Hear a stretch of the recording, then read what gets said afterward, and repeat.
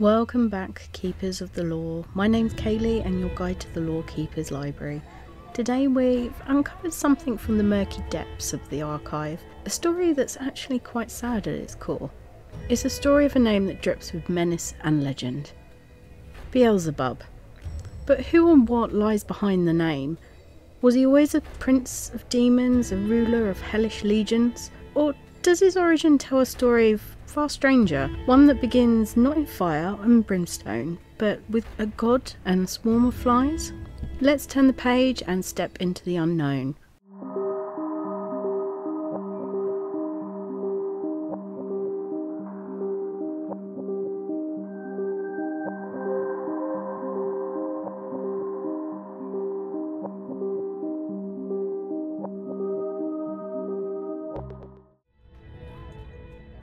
Now let's go back, way back to the beginning, to a time where gods were real and their power shaped everything around us.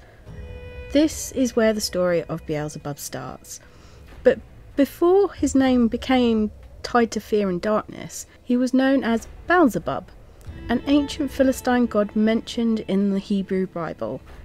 So Beelzebub's story begins in the ancient world, rooted in a city of Ekron, one of the 5 cities of the Philistines. In the Old Testament, King Uzziah of Israel falls ill and sends messengers to consult Beelzebub, the god of Ekron, seeking a prophecy about his fate. This act of seeking guidance from a foreign deity rather than the Yahweh was condemned by the prophet Elijah, who declared Uzziah would die for his transgressions. Beelzebub was a likely local god associated with healing and divination, but his name, meaning Lord of the Flies, has an unclear origin. Some scholars believe that it was a derogatory twist on Beelzebul, meaning Lord of High Place or Prince Baal, used to mock the Philistine deity. And as monolithic religions developed, former gods of rival nations were demonized.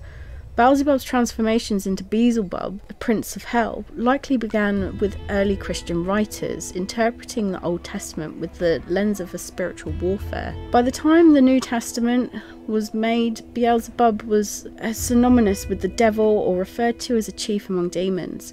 When Jesus is accused of casting out demons by the power of Beelzebub, he rebukes the claim with logic. If Satan drives out Satan, how can his kingdom stand? In medieval demonology, Beelzebub rose through infernal ranks. He is considered one of the 7 princes of hell, often associated with gluttony or pride. Some grimoires name him as Satan's second in command, a brilliant strategist, commanding legions of demons. His grotesque depictions and art emphasised his connection to flies, rot and corruption, symbols of decay and sin.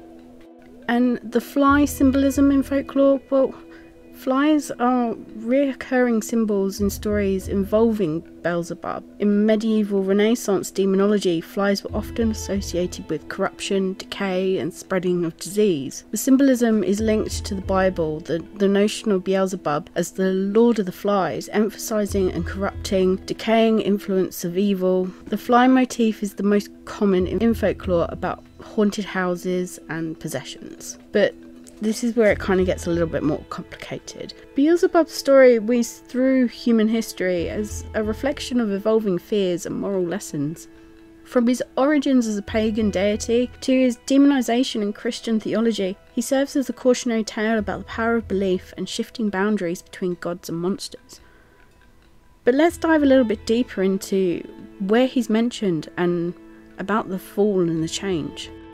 So, as the world's religions changed, so did Beelzebub's story, and with the rise of Christianity, old gods were often demonized. Beelzebub's name was twisted. What might have been Baal-zebul, meaning Lord of a High Place, became Beelzebub, more mockingly changed to Lord of the Flies.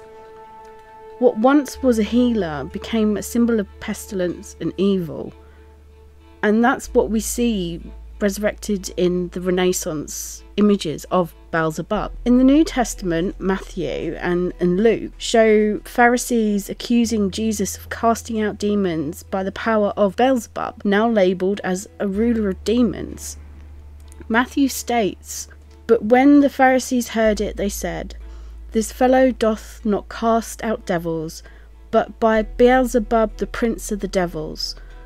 This passage references Beelzebub as a title given to the prince of demons, linking him directly to Satan in Christian thought. He went from being a protector to being seen as the embodiment of evil. His transformation, you see, was complete. He essentially dropped from something that was used to help and aid to being something that was feared. But why did it happen? And was Beelzebub really evil, or did his story change because of the shifting religions and political powers? It's not uncommon for ancient gods to be redefined with the rise of new religions. When Christianity came to the forefront, gods like Beelzebub were recast to fit the new narrative. You know, we've seen this before with Krampus. The Catholic Church really didn't think that Krampus fitted with their image, so they tried to demonise him. What once had been a symbol of protection was now painted as a force of darkness. And in medieval writings like the Lesser Key of Solomon and the Pseudo-Demonarchia Demonum, which lists 69 demons and places Beelzebub in the demonic hierarchy, second to only Lucifer, artists of the time often showed him surrounded by flies, a haunting image of decay. Once a god, now a prince of hell, his fall from grace. And whilst I'm on the subject, did you know that the Lesser King of Solomon, also known by its Latin title Lemegeton Clavicula Solomonis, or simply the Lemegeton, is an anonymously authored grimoire on sorcery, mysticism and magic. It was compiled in the mid-17th century, mostly from materials several centuries older. So Beelzebub obviously has now been demonised and placed in the 69 demons of hell, and he's in his position as Prince of Hell next to Lucifer. He became a name that was used in exorcisms. Beelzebub's name was frequently appeared in the accounts of exorcisms in the Middle Ages and the Renaissance. In 1611, the Loudun possessions in France saw nuns reportedly possessed by various demons, with Beelzebub named as one of the principal tormentors. The event involved public exorcisms, accusations of witchcraft, the political intrigue demonstrating how Beelzebub was blamed for disrupting religions and social order. Similarly, in the 1970s, Anneliese Michel, the exorcism case, Beelzebub was reportedly identified as one of the possessing entities. These accounts tied to the demon's legacy to psychological and theological debates about possession and spiritual warfare. As one of Lucifer's closest allies, Beelzebub came to represent the ultimate sin, pride, but his role in the celestial rebellion made him more than just a tempter of souls. He became a symbol of rebellion itself, defying divine authority and challenging the order of the universe.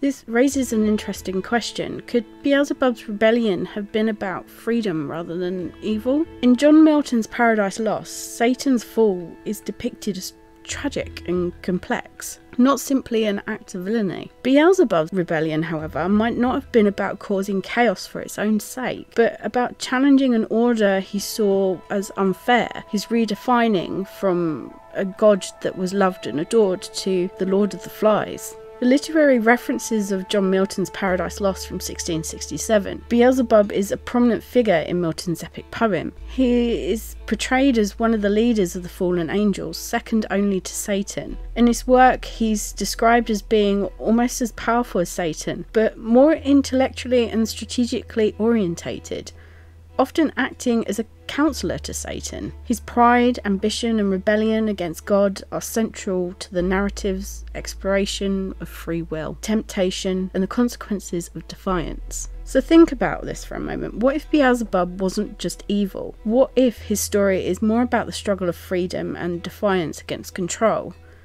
In Dante's Divine Comedy in the 14th century, Beelzebub appears in Dante's vision of hell, where he resides in the deepest part of the Inferno, the ninth circle of hell. In Dante's Inferno, Beelzebub is depicted as a terrifying figure, often equated with Satan, trapped in a frozen lake of hell along with Judas and the worst of the traitors. So you might be thinking, okay, so he's just a demon, what's the point? But Beelzebub's story isn't just about evil, it's a challenge to how we think about good and bad. Who decides what's evil and what's good, and it's really about what's true, or about who has the power to tell the story of things. You see, the story of Beelzebub can also be found in Beelzebub's Tales to His Grandson by George Gurdjieff in the 1950s. In this philosophical work, Beelzebub is used as a symbolic character, which the author explores themes of human existence, morality, and metaphysical questions. The book is written in a highly symbolic and allegorical matter, and Beelzebub is portrayed as a wise, albeit unsettling figure who shares cosmic wisdom. The change from Beelzebub to Beelzebub shows us how labels can shift. One day you're a healer, and the next you're the Prince of Hell. The story of Beelzebub reminds us what we believe in depends on who's telling the story. So, the whole point of all of this information is, was Beelzebub truly evil, or was he simply shaped by the changing tides of religion and power?